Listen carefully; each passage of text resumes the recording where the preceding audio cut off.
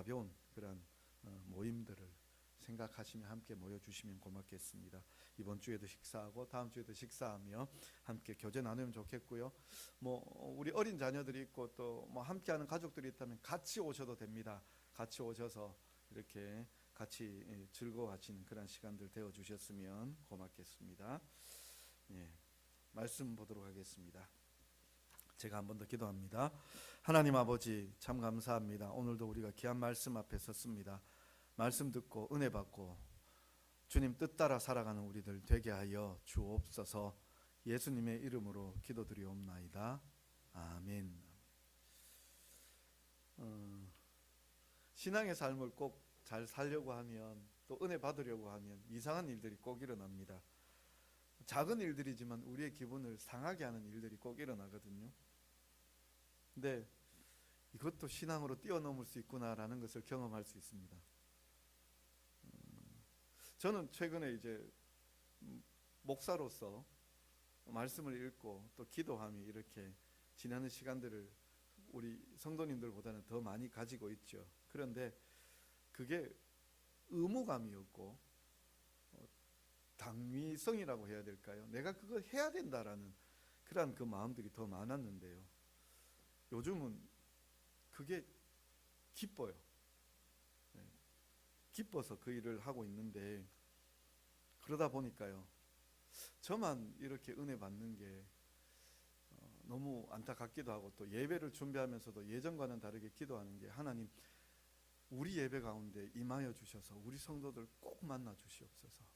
물론 그게 그 상투적인 기도였다면 지금은 다른 것 같아요. 하나님 제발 우리 성도님들 그 심령을 터치해 주시옵소서. 그런 마음으로 이렇게 기도하고 이렇게 준비하다가 보니까요, 우리 성도님들하고 너무 기도하고 싶은 거예요. 근데 새벽 기도만으로는, 또 새벽 기도는 또 우리 성도님들에게 부담이 되잖아요. 그러니까 저녁에 기도할까? 언제 저녁에 기도하자 할지 모르겠습니다. 예, 저녁에 기도할까 이 생각이 들기도 합니다. 말씀 보고, 그리고 설교도 없고 말씀 보고, 그리고 찬송 틀어놓고 계속 기도하는 데서 우리 성도님들이 자유롭게 기도하시다가 집으로 돌아가면 어떨까, 그러다가 은혜 받게 되겠지라는 생각을 해보았습니다. 어떻게 시행할지는 아직 마음속에만 품고 있습니다. 너무 두려워하지 마십시오. 목사님이 은혜 받더니 이상한 일 벌이려는구나 이렇게 두려워하시지 마시길 바랍니다. 예, 그래도 언젠가는 또 할 수도 있습니다. 예. 근데 제가 이렇게 은혜 받으니까요, 제가 이번 주에 정말 희한한 경험을 했습니다. 특별한 경험이 아니라요. 설교 시간에 똥 얘기를 해서 죄송합니다만, 새벽 기도회를 나오는데요, 이렇게 교회 다 왔어요. 교회 다 와서 이제 저기 딱 모퉁이를 딱 돌아 교회 정문을 딱 들어오는데 냄새가 수상한 거예요. 뭔가 있다. 그래서 교회 현관의 불들을 다 켜고 이렇게 주위를 돌아보니까 한 분이 큰 일을 치르고 가셨더라고요. 근데 살짝은 가려 놓으셨더라고요. 가려 놓으셨는데 냄새는 못 가리셨어요. 그래서 제가 이 새벽에 그 일을 했습니다. 순간 생각 드는 게, 예전 같으면 내가 이거 가지고 화가 치밀었을 텐데 참 얼마나 급했으면 이랬을까 하는 생각이 들었습니다. 마음의 여유가 생긴 거죠. 그래서 이제 새벽기도 준비하면서도 하나님 이 일이 내 마음 흔들어 놓지 못하게 해주십시오. 그런 일이 있었습니다. 그리고 금요일에요, 이제 새벽기도 마치고 이제 집에 갔다가 오전 중에 이제 일들 정리하고 이제 교회 들어오는데 그때도 없었어요. 오후에 나오니까, 오후에 이제 점심 먹고 나오니까 벽에 뭐 하나 붙여놓고 간 거예요. 그냥 가끔 가다 교회에다가 이렇게 어디 의류 정리합니다라고 붙여놓는 거 있는데, 근데 붙여놓고 갔는데 이게 뭐냐면 스티커를 붙여놨는데, 스티커로요, 이만한 A4지 크기만한 스티커로 이렇게 붙여놨는데, 뭐냐면 교회 어쩌고 저쩌고 그러면서 요즘 교회들 안 되고 목사들 안 되고 읽으니까 이게 무슨 내용인지 앞뒤도 안 맞고, 그런 거를 스티커로 붙여놨어요. 그것도 작은 스티커도 아니고 이 A4 지mat한 걸로 이렇게 벽에다가 딱 붙여놨어요. 떼니까 떼지지도 않아요. 그 창고 개방이라고 뭐 이러면서 그 옷 파는 거라든지 신발 파는 거 이런 거 붙여놓은 거 그런 스티커라도 저기 테이프라서 떼면 떼지거든요. 이건 스티커로 붙여놓으니까 떼지도 않고 결국 칼 들고 내려와서 벽을 긁었어요. 벽을 긁었는데 그래도 좀 자국이 남더라고요. 이런 그런 것들 이렇게 보시면 가끔 편지도 오고 또 그런 글들을 이렇게 전달하시러 오는 분들이 계신데 이렇게 붙여놓은 건 지금 처음이에요. 근데 그분들의 특징이 뭐냐면은 글의 내용이 뭔지를 모르겠어요. 문맥이 없어요. 문맥도 없고 또 어떤 내용, 이게 어디서 끝나는 문장인지 어디서 시작하는 문장인지 주어가 뭔지 서술어가 뭔지 꾸민말이 뭔지 이 꾸민말 같은데 뭐 아닌 것 같고 이게 주어가 같은데 이게 아닌 것 같고 뭐 이게 앞뒤 분간도 안 되고 처음부터 끝까지 한 문장으로 진행이 되는데 이게 도저히 내용을 알 수 없는, 그렇지만 분명히 결코 좋지 않은 내용일 것 같은, 논리적이지도 않고 뭐 이렇게 뭐 그 어떤 개연성도 없는 그런 비체계적인 그러한 글들이 붙여져 있었습니다. 그런데 그거 보면서도 마음이 참 안타까웠어요. 무슨 마음이 안타까웠는가 하면 왜 저분들이 저런 일들을 할까 이런 생각을 하면서 좋은 교회에 대한 경험이 없고 좋은 신앙에 대한 경험이 없어서 저런 것이 아닌가 이런 생각이 들었습니다. 그래서 그 마음이 드니까 참 많이 안타까웠습니다. 우리 신앙이라는 것은요, 비상식적이지 않습니다. 비논리적이지 않습니다. 신앙이라는 것은 믿음이라고 해서 비논리적이다라고 이야기하는데요, 아닙니다. 믿음의 눈으로 보면 굉장히 상식적이고 굉장히 논리적입니다. 체계적입니다.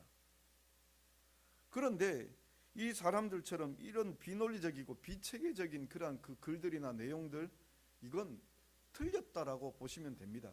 그런 분들에게 현혹되시지 마시고요. 또 그분들의 특징이 뭐냐면 자기 누구다를 밝혀주지 않아요. 편지가 왔는데 주소지가 불분명해요. 자기 이름도 안 밝혀놔요. 스티커에도 마찬가지입니다. 처음부터 끝까지 빼곡히 글은 적어놨는데 누가 어디에서 어떤 단체에서 누가 적었는지 아무것도 없어요. 참 쓸모없는 참 이야기들을 하고 있는 거죠.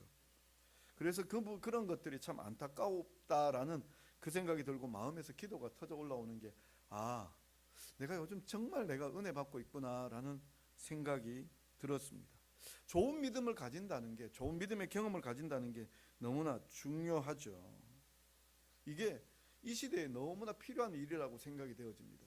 근데 신앙이라는 것을 이렇게 생각해 보면 참 그 신앙을 하고 복을 받게 되어져 있습니다. 불완전함이 하나님의 은혜로 말미암아 완전해지는 은혜를 경험합니다. 오늘 저는요, 불완전한 가정을 이야기하려고 합니다. 불완전한 가정요. 근데 하나님 앞에 은혜 받으니까요, 그 은혜로 말미암아 이 가정이 믿음의 명문가가 되어집니다. 믿음의 명문가요. 오늘 우리가 읽은 이 룻기라는 내용은 우리 성경 조금 읽으신 분들은 누구나도 알 수 있을 것입니다. 룻이라는 여인이 주인공입니다. 이 룻은 어떤 사람인가 하면 모압 여인입니다. 이스라엘 사람이 아니라 이스라엘이 싫어하는 이스라엘 변방 국가들, 변방 부족들이 있습니다. 에돔 족속이 있고요. 그 다음에 모압 족속이 있고 암몬 족속이 있습니다. 네. 모압과 암몬이 있죠. 이렇게 세 족속이 주로 대표적입니다. 그런데 그 중에 하나가 이 모압이라는 모압 출신의 여인입니다. 그런데 이 여인이 성경 말씀의 주인공이 된 거예요. 룻기. 놀랍잖아요.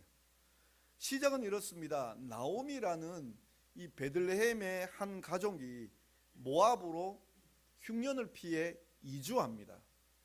이주해서 거기에서 정착을 하려고 했는데 그 정착하는 과정에서 나오미의 남편이 죽었습니다.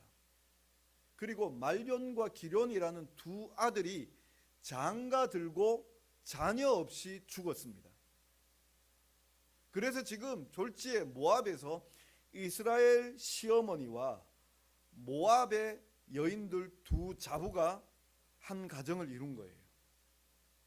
그렇게 지내고 있었는데 유대 땅 베들레헴이 다시 흉년이 끝나고 풍년이 되어진다라는 소식을 이 나오미가 들었습니다.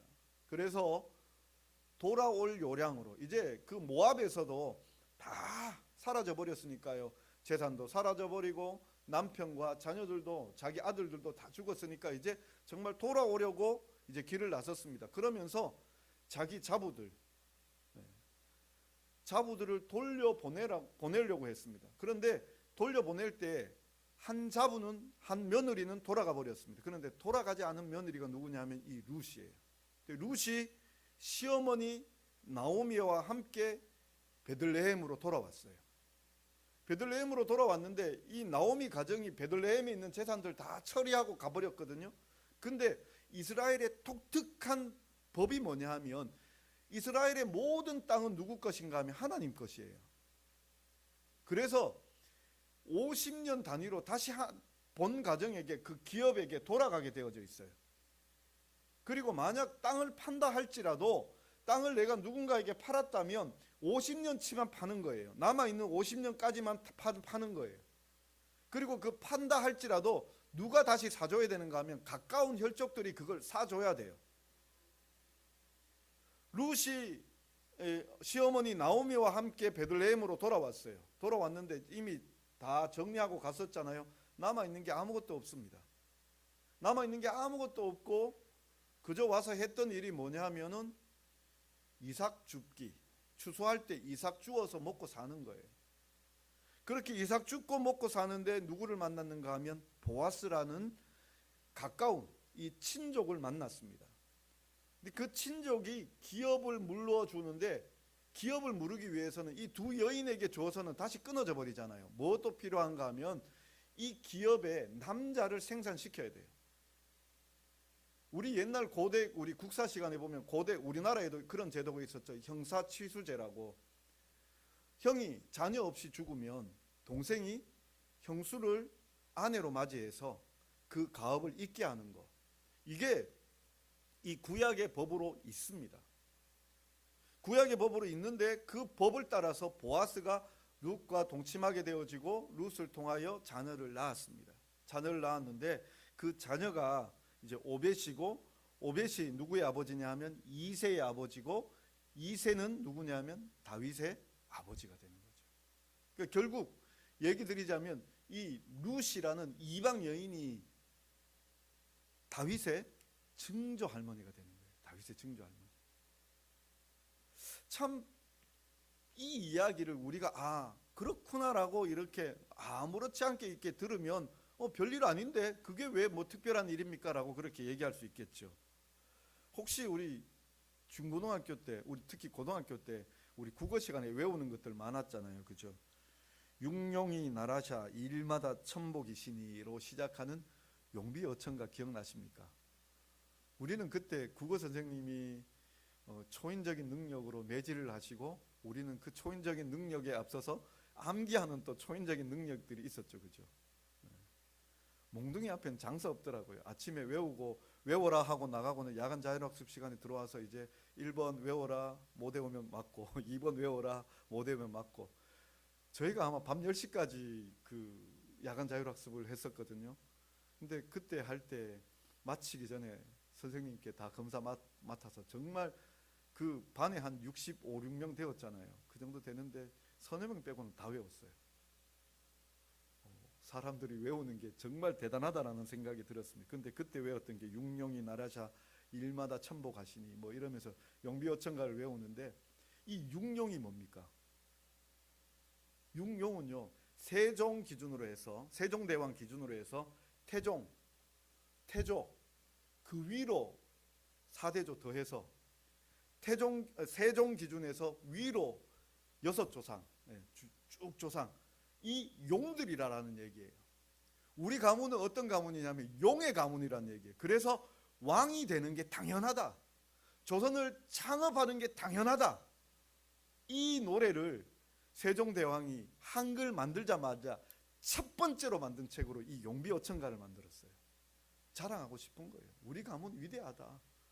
흠 없다.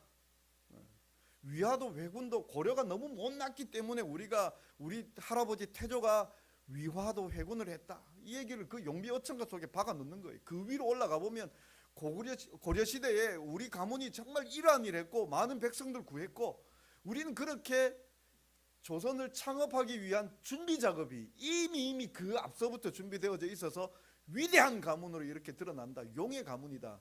이거를 드러내는 게 용비어천가예요. 용이 승천하는 거, 용이 날아오르는 거. 적어도 그런 얘기들이 나와야 되잖아요. 다윗 같으면 이스라엘의 최고의 왕이잖아요. 그러면 최고의 왕의 가정 앞에는 뭐가 있어야 되는가 하면 이런 용비어천가가 있어야 되는데 무슨 얘기하고 있는가 하면 이스라엘이 쳐주지도 않는, 미워하는, 좀 얕잡아 보는, 어찌 보면 참 그 출신이 참 부끄러운 출신이거든요. 그런데 그 부끄러운 출신을 드러내고 있어요. 이상하죠? 근데 여기에다가 더할 말이 또 있어요. 뭐 어떤 말을 더 하고 싶은가 하면은요. 우리 그 20 몇 절이죠? 살몬이 몇 절에 나오죠? 예. 21절에 보면 살몬이 나오죠. 살몬은 보아스를 낳고 보아스는 오벳을 낳고 나왔죠. 이 살몬은 보아스를 낳고 보아스는 오벳을 낳고 나와 있죠. 마태복음 1장 5절에 가보면 이런 얘기가 나옵니다. 이런 족보가 나옵니다.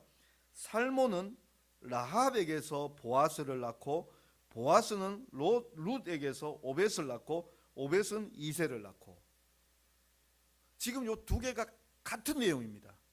그러니까 살몬이 보아스 놓고 보아스가 오벳 놓고 오벳이 이새 놓고 21절이 오늘 우리가 읽은 21절이 살몬은 보아스를 낳았고 보아스는 오벳을 낳았고 오벳은 이새를 낳았고 이새는 다윗을 낳았더라. 이게 같은 내용입니다. 그런데 마태복음 1장 5절에 보면 살몬은 누구에게서? 라합에게서. 예. 라합은 어떤 여인입니까? 지금 이 시대에 지금 살몬이라는 이 사람은요, 그야말로 그렇게 유명한 사람인데 누구와 결혼을 했느냐? 이 라합과 결혼한 사람입니다. 라합은 또 누구냐? 여호수아 2장에 가보면 이 기생 라합의 이야기가 나옵니다. 이 기생 라합, 여리고성에 사는 기생이었습니다. 여리고성 정복을 앞두고 여호수아가 정탐꾼을 보냅니다. 스파이를 보낸 거죠. 스파이를 보내었을 때 그때 이 스파이들이 얼마나 참 멍청한 스파이들이었는지 여리고성 들어가자마자 들켜버렸습니다. 기생 라합의 집으로 들어가게 되었는데 마침 그때 여리고성에 여리고 왕이 보낸 군사들이 들이닥칩니다. 근데 라합이 어떻게 하느냐? 그 정탐꾼을 숨겨줍니다. 숨겨주고 그 군인들을 딴 곳으로 보내고 난 다음에 그 정탐꾼들에게 이런 이야기를 하죠. 어떤 이야기를 하는가 하면 자기는 하나님을 상천하지에 하늘의 하나님, 이 땅의 하나님, 이 땅의 하나님으로 믿는다라고 그렇게 고백을 합니다. 기생 라합, 이 사람도 다윗의 족보에 들어가 있습니다. 지금 마치 17절까지 딱 끊어버려도 충분히 여기에서 할 말 다 했다 싶은데 베레스의 게보라 이야기하고 난 다음에 거기에다가 살몬의 이야기를 넣어놓은 거예요. 다윗에게 지금 이야기로 몰려가고 있거든요. 마지막은 다윗을 낳았더라로 그렇게 기록되어지고 있거든요. 그런데 이 다윗의 이야기를 하는데 누구 이야기하는가 하면 룻의 이야기가 나오고 그리고 룻 앞에 기생 라합의 이야기가 나와요. 족보에 넣고 싶은 할머니들일까요? 결코 넣고 싶지 않은 할머니들이에요. 거기에다가 더하여서요, 또 누가 나오는가 하면 베레스예요. 지금 그 18절에 보면 베레스의 계보는 이러하니라 라고 시작을 하죠. 베레스의 계보는 이러하니라. 이 계보라는 말이 톨레도트 족보라는 뜻이에요. 내려간다라는 뜻이에요. 베레스로부터 내려오기 시작하는데 이 베레스가 누군지 아세요? 유다의 아들이에요. 유다의 아들. 근데 유다의 아들인데 이 유다의 아들 베레스가 참 묘한 관계에서 태어났어요. 베레스의 아버지는 유다가 맞죠. 베레스의 어머니는 다말입니다. 그러면 유다와 다말은 부부일까요? 부부가 아닐까요? 부부가 아닙니다. 두 사람 관계는 시아버지와 며느리의 관계입니다. 이런 이 폐륜 같은 일들이 여기 딱 박혀 있는 거예요. 창세기 38장에 보면 지금 시아버지 유다와 며느리 다말의 이야기가 나옵니다. 그 이야기는 아마 창세기 38장을 읽어보시면 이해하실 수 있으리라 생각이 되어지는데요. 생략을 좀 하겠습니다. 근데 그 이야기를 보면 그 이야기 속에서도 이 다말이라는 여인이 시아버지와 함께 동침케 되어지는데, 그 동침하고 난 다음에 시아버지가 이야기하는 다말의 이야기가 있습니다. 나보다도 그가 옳도다라고 이야기합니다. 나보다도 그가 옳도다. 분명 두 사람은 윤리적으로 또 그리고 우리가 알고 있는 이 세상의 법칙으로 따지자면 비난받아야 될 사람들입니다. 어찌 시아버지와 며느리가 동침할 수 있겠습니까? 그런데 이 얘기를 지금 담아두고 있는 거예요. 어디에다? 이 족보에다가요. 어느 족보인가 하면 왕의 족보예요. 소위 말하자면 하나님께서 복 주신 가정의 족보예요. 이 족보를 열어보니까요, 다말 이야기 나와요. 그 다음에 여기 기생 라합의 이야기가 나와요. 그리고 룻의 이야기가 나와요. 이 이야기가 어디까지 가는가 하면은 마태복음 1장에 가보면 이거보다 더 자세하게 나와 있어요. 사람들이 다 알고 있다라는 얘기, 다 알고 있다는 얘기. 이 가정이 믿음의 명문 가정입니까? 이 가정이 참으로 믿음으로 보기에 완전한 가정입니까? 참 불편하죠. 룻은 이방 여인입니다. 요즘도 우리가 다문화 가정 이야기 하잖아요. 다문화 가정이요. 요즘 많은 편견들이 사라져간다 할지라도 여전히 다문화 가정에 대한 돌봄이 필요하다라는 것은 차별이 있다라는 얘기입니다. 다문화 가정 우리가 그렇게 쉽게 보지는 않잖아요. 옆집의 다문화 가정은 그럴 수 있다라고 내가 내 편견 줄여야 되겠다라고 이야기하지만, 만약 우리 가정이 다문화 가정이 된다 그러면 이거 선뜻 받아들이실 수 있겠습니까?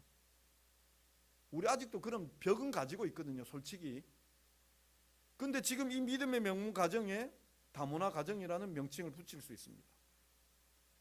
또 불편스러운 사실이 또 뭐냐 하면은 이 기생 라합입니다. 뭐 어떤 분들은 이게 여관업을 하셨던 분이라고 그렇게 얘기하는데, 여관업이든 어찌하든지 간에 단어는 기생입니다. 그게 번역이 정확해요. 족보에 넣을 만한 여인의 직업일까요? 그냥 라합이라고 쓰면 안 될까요? 근데 꼭 우리는 기생 라합이라고 그를 부르잖아요. 라합이라는 이름과 함께 똑같이 붙어 있는 게 기생이잖아요. 족보에 넣을 만한 이름이 안 되죠. 그리고 앞서 말씀드린 대로 이 베레스, 이 사람은 어떤 분이냐 하면 할아버지가 아버지인지 어머니가 할머니인지 어머니인지 이 족보가 헷갈리는 분입니다. 참 부끄러운, 어찌 보면 자기가 만약 그런 그런 관계 속에서 태어났다 그러면 어디 가서 내 아버지는 누구야, 내 어머니는 누구야, 이거 선뜻 얘기 못할 것 같아요. 평생을 이게 어디 가서 내 부모님은 누굽니다 얘기 못할 사람일 것 같아요. 그런 참 부끄러운, 어찌되었든지 간에 그 부끄러운 일들이 있는 그 가정인데, 하나님께서는 그 가정을 통해서 그리스도를 보내주시고, 다윗을 보내주시고 그리스도를 보내주세요. 이 세상의 어떤 믿음의 가문보다도 가장 위대한 가문이 되게 했어요. 혹시 이 가정보다, 이 가문보다 더 좀 험난한 가문이 좀 계십니까? 우리가 알기로는, 우리 조상들이 뭔 일을 했는지 우리는 다 알지 못하지만, 우리가 알기로 저는 증조 할머니까지 봤거든요. 근데 그렇게 부끄럽지 않은, 족보에 올릴 만한 이런 여기 나오는 것만큼은 아닌 것 같아요. 대부분 다 평범하신 가정이라면 다 그렇게 살아오셨으리라 생각이 되어집니다. 근데 혹 정말 이런 가정이 있다 할지라도 저는 오늘 하나님의 은혜 받고 이렇게 믿음의 가정으로 든든히 세워지는 것을 말씀드리고 싶습니다. 제가요, 이 세 여인을 곰곰이 따지고 보니까 세 여인에 대하여 하는 말이 꼭 있어요. 첫 번째 뭐냐 하면은요, 룻기 1장 16절 17절 한번 찾아봅시다. 룻기 1장 16절 17절. 룻기 1장 16절 17절 바로 몇 장 앞이죠? 같이 한번 읽어보겠습니다. 룻기 1장 16절 17절 같이 읽겠습니다. 룻이 이르되 내게 어머니를 떠나며 어머니를 따르지 말고 돌아가라. 강권하지 마옵소서. 어머니께서 가시는 곳에 나도 거기가 가고 어머니께서 머무시는 곳에서 나도 머물겠나이다. 어머니의 백성이 나의 백성이 되고 어머니의 하나님이 나의 하나님이 되시리니 어머니께서 죽으시는 곳에서 나도 죽어 거기 묻힐 것이라. 만일 내가 죽는 일 외에 어머니를 떠나면 여호와께서 내게 벌을 내리시고 더 내리시기를 원하나이다 하는지라. 아멘. 여기에서 제일 중요한 말이 뭐냐 하면요, 어머니의 백성이 나의 백성이 되고 어머니의 하나님이 나의 하나님이 되시리니 라고 하는 이 말입니다. 그리고 또 하나 보죠. 여호수아 2장 1절입니다. 좀 더 앞으로 가보겠습니다. 여호수아 2장 11절입니다. 여호수아 2장 11절 찾으셨습니까?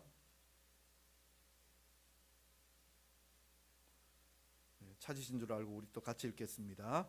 우리가 듣자 곧 마음이 녹았고 너희로 말미암아 사람이 정신을 잃었나니 너희의 하나님 여호와는 위로는 하늘에서도 아래로는 땅에서도 하나님이시니라.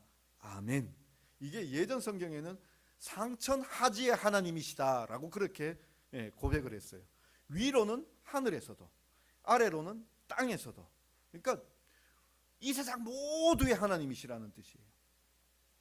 그 다음 요거는 창세기 38장 26절은 제가 그냥 읽어 드릴게요. 유다가 이제 그 다말에게 보고 이야기하는데, 유다가 그것을 알아보고 이르되 그는 나보다 옳도다. 그는 나보다 옳도다. 다말이 더 맞았다. 다말의 믿음이 더 옳았다. 그렇게 인정하는 내용입니다. 이 나중에 제가 이건 한번 따로 한번 다루어 드릴 테니까요. 근데 이렇게 옳다라고 인정함을 받았던 다말입니다. 그는 나보다 옳도다. 저는요, 이 세 여인을 보면서 이게 마지막은 다말의 고백은 아니지만 하나님의 믿음 앞에 옳은 삶을 살았던 다말이었고, 이 하나님에 대하여 듣고 하나님은 위로는 하늘의 하나님, 아래로는 땅의 하나님, 그렇게 고백하는 이 라합의 고백, 그리고 어머니의 백성이 나의 백성이 되고 어머니의 하나님이 나의 하나님 되실 겁니다. 그 얘기를 고백하는 룻. 저는 이 여인들의 고백이, 여인들의 믿음의 삶이 하나님 앞에 인정되었고 그 인정, 그 믿음으로 말미암아 이 가문이 명문 가정이 되는 거예요. 그래서 저는 오늘 우리 성도님들께 숙제 하나 드리겠습니다. 어떤 숙제냐면 큰 숙제 아니고요. 이 가정들이 다말, 그리고 라합, 그리고 룻, 이 여인들이 가지고 있는 공통점은 믿음의 문장을 써냈어요. 하나님 어떤 분이시냐? 나의 하나님이시다. 어머니의 하나님, 나의 하나님이시다. 룻이 고백한 문장이에요. 라합이 고백한 문장은 위로는 하늘의 하나님, 아래로는 땅의 하나님, 그 하나님을 내가 믿는다예요. 다말 같은 경우도 이 두려움 갖고 있는 유다에게 유다보다도 더 큰 믿음으로 하나님께서 자녀 주시는 것에 대한 담대한 소망 가지고 있는 이 다말, 네가 옳도다. 하나님께서 약속 이루어 주신다라는 것을 믿었던 이 다말, 약속 이루시는 하나님, 그래서 네가 옳도다. 믿음으로 말미암아 옳다 인정을 받고 있는 이 다말, 우리는 어떤 하나님을 고백하시겠습니까? 우리 가정은 어떤 하나님을 고백하시겠습니까? 부모님들이, 자녀들이 함께 모여 앉아서 한번 우리 가정의 믿음에 대한 고백을 한번 써봤으면 좋겠습니다. 우리는 어떤 하나님을 믿고 있는지.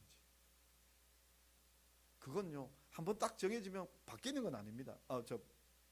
못 바꾸는 거 아닙니다. 바뀔 수 있습니다. 오늘 시점에서 우리가 우리 가족들을 돌아보면서 내게 은혜 주시는 하나님은 어떤 하나님이시냐 한번 가족들과 함께 한번 이야기해 보실 수 있길 바랍니다. 서로 나누시고 이야기해 보실 수 있길 바랍니다. 그리고 이 여인들 이 믿음처럼 우리도 그 믿음 안에서 건강한 가정 만들어갈 때 하나님께서는 우리의 가정들, 믿음의 가정들을 통하여 명문 가문으로 세워 주실 것입니다. 특별히 오늘 어머니들이 다 나왔어요. 다말도 여인이고 라합도 여인이고 또 룻도 여인입니다. 여인들의 믿음이 잘 이어져요. 이게 디모데에게도 보면 외조모 로이스와 어머니 유니게를 통하여 네게 믿음이 있다라고 그렇게 사도 바울이 이야기하는 것처럼 어머니의 믿음들이 너무나 중요합니다. 그렇다고 해서 남자들, 남편들의 책임이 없느냐? 그거 아닙니다. 보아스와 같이요, 말씀을 붙잡고 사는 사람들이 필요합니다. 그 약속을 이루는 사람들. 어찌 보면 참 내실에서 자녀들을 돌보고 자녀에게 믿음을 잘 가까이서 가꾸어주는 그 역할을 아내가 하고 있다면 남편들은 큰 테두리가 되어서 그 아내를 돌보며 자녀들을 돌보는 그 역할들을 감당해 주셔야 됩니다. 유다의 경우도 다말에게 네가 옳도다라고 이야기했죠. 그리고 이 살몬 같은 경우도 그 기생 라합을 아내로 맞이했습니다. 그리고 모든 것 다 막아 주었겠죠. 그죠? 그 약속 지키도록 이루어주는 그 역할들을 감당했을 거고, 보아스 역시 이방 여인 룻이 그곳에 잘 정착할 수 있도록 잘 돌보고 기업을 물려주는 그 역할들을 다 감당했습니다. 참 오늘 이 어버이 주일에 어버이 된 자로서 우리가 믿음의 명문가를 세워가는 일에 우리가 힘쓰기를 원합니다. 참으로 한번 우리 가족들이 어떤 믿음의 모토를 가지고 살아가는지, 우리 하나님은 어떤 하나님이신지 한번 고백해 보시기를 원하고, 또 어머니들 더욱더 힘써 자녀 양육하기를 힘쓰시고, 또 우리 남편 된 자들, 아비 된 자들은 또 그 아비의 역할들로 가정을 잘 돌보실 수 있는, 그래서 믿음의 명문 가정 세우셔서 하나님 앞에 쓰임받고 세계 열방 앞에 쓰임받는 우리 성도님들의 가정이 되실 수 있기를 간절히 바랍니다. 기도하겠습니다. 사랑하는 주님, 참 우리의 가정들을 돌아보면 아무것도 아니고 참 연약합니다. 그런데 하나님께서 우리를 사랑하여 주시고 우리를 믿음의 가문으로 세워 주셨습니다. 다윗의 가문도 참 우리와 별반 차이 없고, 아니 어쩌면 우리보다도 더 상처 많고 또 연약한 그런 가정임에도 불구하고 그들이 믿음으로 고백하고 하나님 앞에 나아갈 때 그들을 통하여 이스라엘의 위대한 왕 다윗이 태어나게 하였고, 더 나아가 참으로 이 세상에 구세주가 오실 때에 쓰임받는 가문으로 그 가문을 세워주셨습니다. 아버지 하나님, 참으로 우리도 이 시간 간절히 소망하고 원하옵기는 우리의 믿음이 우리뿐만 아니라 우리의 자녀들에게 아름답게 전수되어지고, 우리의 신앙의 고백이 우리의 자녀들에게도 전수되어지고, 우리의 신앙의 이 놀라운 살아계신 하나님에 대한 경험들이 우리 자녀들에게 전수되어져서 그들이 신앙을 떠나지 아니하며 신앙을 더욱더 공고히 하여 아름다운 믿음의 명문가로 세워져 갈 수 있도록 은혜 베풀어 주시옵소서. 부모들의 이 신앙이 자녀들에게 잘 전달되어지고 또 전달되어져서 우리의 자녀들, 자손들 가운데서 하나님이 써주시고 아름답게 높여주시는 그런 귀한 사람들이 많이 나오게 하여 주옵소서. 하나님 앞에 다윗이 쓰임받았다면 우리의 자녀들 가운데에도 다윗과 같은 자들이 많아지게 하여 주옵소서. 세계 열방 위하여 쓰임받는 자들이 많아지게 하여 주옵소서. 하나님 영광 드러내는 그런 귀한 자녀들, 자손들 다 되게 하여 주시옵소서. 그렇게 기도하고 또 믿음으로 나아가는 우리 신앙의 아버지들, 어머니들 되게 하여 주옵소서. 예수님의 이름으로 기도드리옵나이다. 아멘. 예, 다 자리에서 일어나셔서 찬송가 199장입니다.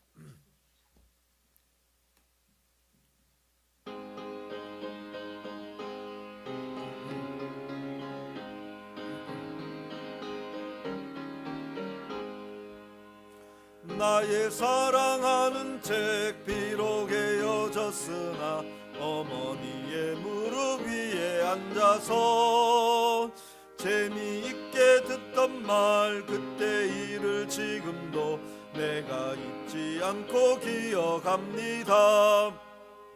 귀하고 귀하다 우리 어머니가 들려주시던 재미있게 듣던 말 이 책 중에 있으니 심히 사랑합니다. 옛날 용맹스럽던 다니엘의 경험과 유대 임금 다윗 왕의 역사와 주의 선지 엘리야 바람 타고 하늘에 올라가던 일을 기억합니다. 귀하고 귀하다 우리 어머니가 들려주시던 재미있게 듣던 말 이 책 중에 있으니 이 성경 심히 사랑합니다. 예수 세상 계실 때 많은 고난 당하고 십자가에 달려 죽임 당하니 어머니가 읽으며 눈물 많이 흘린 것 지금까지 내가 기억합니다. 귀하고 귀하다 우리 어머니가 들려주시던 재미있게 듣던 말 이 책 중에 있으니 이 성경 심히 사랑합니다.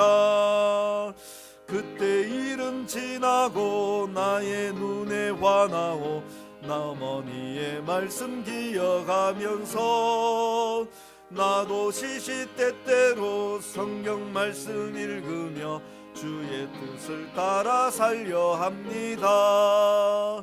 귀하고 귀하다 우리 어머니가 들려주시던 재미있게 듣던 말 이 책 중에 있으니 이 성경 심히 사랑합니다. 아멘 아멘. 저의 그 위키가 아니고 그 뭐 버킷리스트 버킷리스트 중에 하나가 뭐냐면 제가 이제 나이 들어 은퇴하고 늙은 할아버지가 되었을 때 주일마다 가까이 있으면 좋겠는데 민영이나 성우나 태양이가 아이들 낳아서 데리고 오면 이 돋보기 안경 이래 코끝에 걸고 성경 읽고 있다가 왔나 그러면서 모아서 아이들 손 붙잡고 또 아이들 손자 손녀들 위해 손 얹어서 기도하는 그게 저의 버킷리스트라고 해야 될까요? 그 중에 하나입니다. 그게 아버지의 특권이자 영적인 리더의 그러니까 그 가문으로 치자면 영적인 리더의 특권인 줄 압니다. 우리 남자 어른들도 그렇게 소망하시고 기도하시고 원했으면 좋겠습니다. 제가 축도하고 예배 마치겠습니다.